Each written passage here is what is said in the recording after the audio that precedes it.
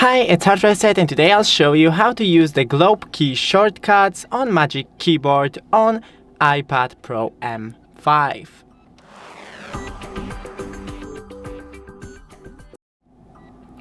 So, first, this button works as a shortcut, so holding it down allows us to use the shortcuts. The first one are with the arrows. You can switch between the open tabs with the left and right arrow.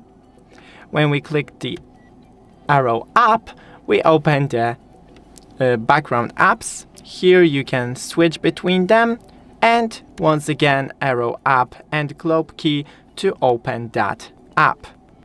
Next shortcut is the globe and H to open the home screen, go to a home screen.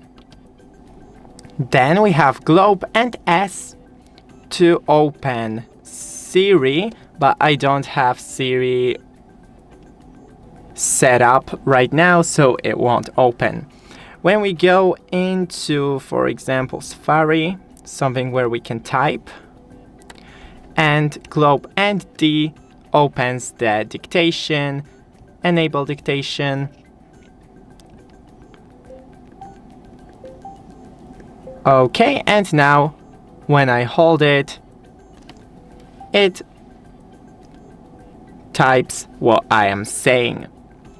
Next, we have the globe and C to open or close the control center, and globe and Q to open and close the quick note. Thanks for watching, don't forget to leave a like and see you in the next one.